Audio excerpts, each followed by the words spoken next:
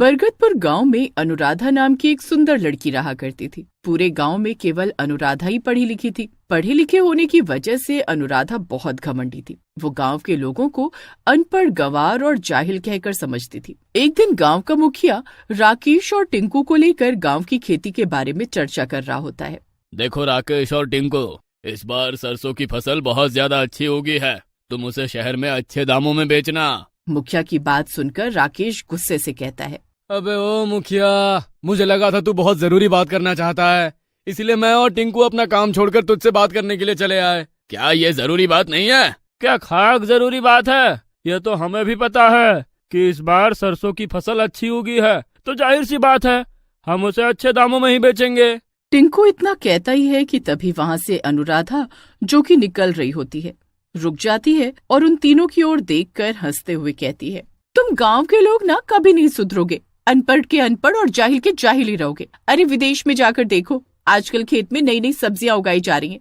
तुम गांव के गंवार लोग बस सरसों और गेहूं की खेती करते रहना। ये सुनकर टिंकू गुस्से से अनुराधा से कहता है, देखो अनुराधा, हमें पता है कि तुम शहर से पढ़कर आई हो, लेकिन मत भूलो कि तुम भारत में रहती हो और भारत में सरसों और गेहूं ही खाया जाता है। अगर तुम्हारे अंदर इतना ही ज्ञान भरा है तो तुम अपने पिता के खेत में ही कोई अलग सब्जी क्यों नहीं उगा लेती?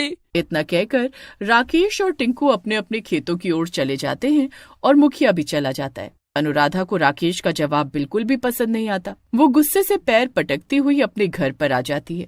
अनुराधा को गुस्से में देखकर उसकी माँ चमकी अनुराधा से कहती है, क्या हुआ अनुराधा, इतने गुस्से में क्यों हो? ये गाँव के अनपढ़ जाहिल गंवार लोग पता नहीं अपने आप को क्या समझते हैं। तभी वहाँ पर अनुराधा के पिता सुखिया आ जाते हैं और गुस्से से अपनी बेटी अनुराधा से बोलता है, अनुराधा, तुम्हें गांव के लोगों को अनपढ़ और जाहिल कहने का कोई अधिकार नहीं है। तुम खेती के बारे में जानती क्या हो? देखिए पिताजी, मैं एक शहर से पढ़कर आई हूँ। रहा सवाल खेती के बारे में जानने का, तो अब मैं खेत में वो उगाकर दिखाऊंगी जिसकी कोई कल्पना भी नहीं कर सकता। इतना बोलकर अनुराधा वहाँ से चली जाती है। उस दिन के बाद अनुराधा गहरी सोच में डूब जाती है कि आखिर खेत में ऐसा क्या उगाया जाए जिससे उसका नाम हो जाए। कुछ दिन बाद अनुराधा के दिमाग में एक विचार आता है और वो अपने आप से कहती है, हाँ, अगर खेत में बर्गर उगाए जाए तो फिर मेरा पूरे वर्ल्ड में नाम हो जाएगा। प्रेस वाले मेरे घर पर आएंगे, मेरी फोटो खींचेंगे और मैं देखते ही देखते फेमस हो जाऊंगी। लेकिन इसके लिए मुझे सबसे पहले इंटरनेट पर सर्च करना होगा। अनुराधा उस दिन के बाद से इंटरनेट पर लैपटॉप के सामने दिन भर बैठी रहती। एक दिन अनुराधा अपने पिता सुखिया से कहती है, पिताजी, अब आप खेत पर नहीं जाएंगे, खेत में मैं जाऊंगी। अरे पागल हो गई हो क्या? तुम खेत में जाकर क्या करोगी? पिताजी, मैं खेत में बर्गर को उगाऊंगी और सारी दुनिया को चौंका दूंगी। इतना बोलकर अनुराधा अपने घर से बाहर निकल जाती है। अनुराधा कुछ दूर जाती है कि तभी उसे गांव के युवक लल्लन और बिल्लू मिल जाते हैं। लल्लन और बिल्लू अक्सर अनुराधा को पढ़ाई देवी कहकर चिढ़ाते थे। लल्लन अनुराधा को देखकर हंसते हुए कहता है, अरे क्या हुआ पढ़ाई देवी, इतने गुस्से में क्यों नजर आ रही हो?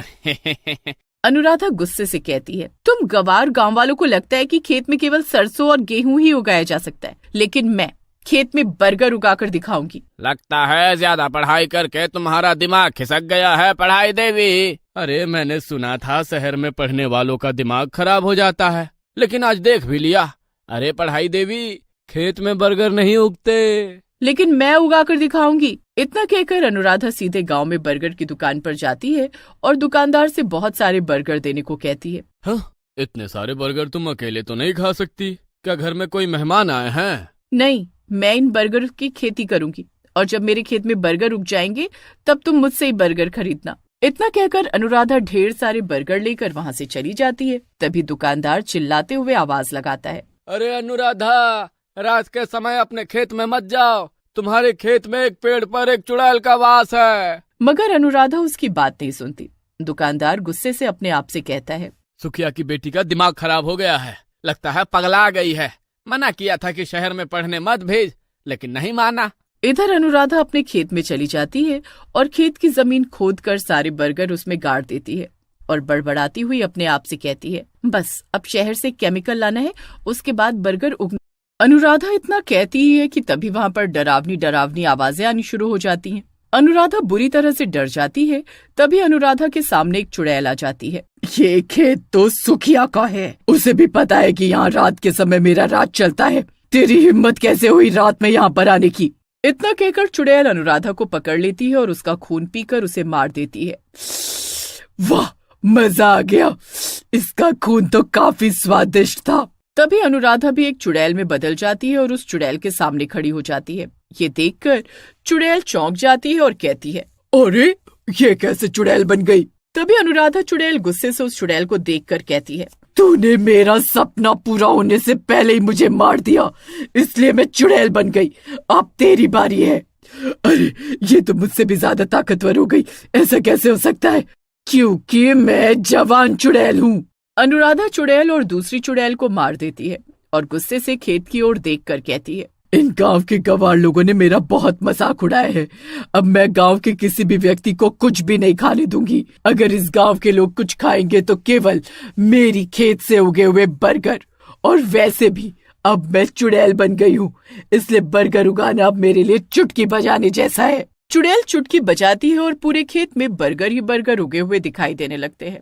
रात को अनुराधा अपने घर नहीं पहुंचती तो उसकी माँ को चिंता होने लगती है। अनुराधा की माँ चमकी अपने पति सुखिया से कहती है, सुबह हो गई, अभी तक अनुराधा घर नहीं आई। अरे तुम्हारी वो पागल लड़की खेत में बर्गर उगाने गई है और तुम जानती हो वो कितनी जिद्दी है। अच्छा सुनो, मैं कुछ दिनों के लिए शहर जा रहा हूँ। इतना बोलकर सुखिया शहर चला जाता है। दोपहर के समय लल्लन और बिल्लू खेत में बैठे हुए बात कर रहे होते हैं। तभी लल्लन की नजर सुखिया के खेत पर पड़ती है। लल्लन चौंकते हुए बिल्लू से कहता है, बिल्लू भाई, वो सामने देखो, सुखिया के खेत में तो बर्गर उगे हुए नजर आ रहे हैं। ये सुनकर बिल्लू चौंक जाता है और लल्लन से कहता है, लगता है तेरी रात की उतरी नहीं। इतना बोलकर बिल्लू जब खेत की ओर देखता है तो वो भी चौंक जाता है। हाँ, तुम तो सही कह रहे हो, कहीं उस पगलेट पढ़ाई देवी ने सच में तो खेत में बर्गर नहीं उगा दिए। अरे अगर ऐसा हुआ तो फिर तो ये चमत्कार हो गया। चलो चलकर देखते हैं।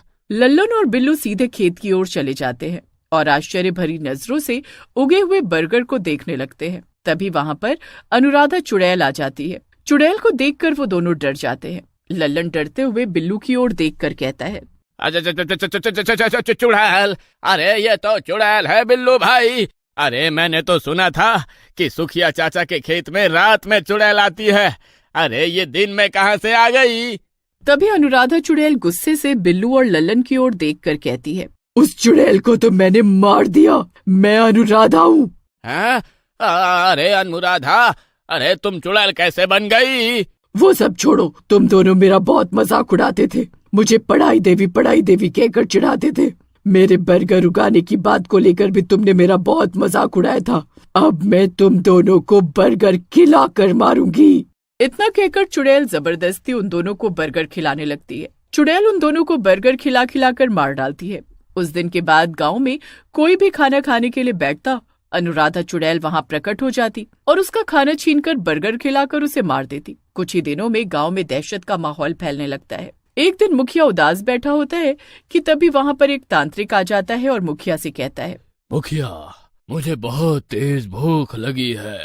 अरे चले जाओ तांत्रिक बाबा, हमारे गांव में तो लोगों ने डर की वजह से खाना खाना भी छोड़ दिया है। क्यों?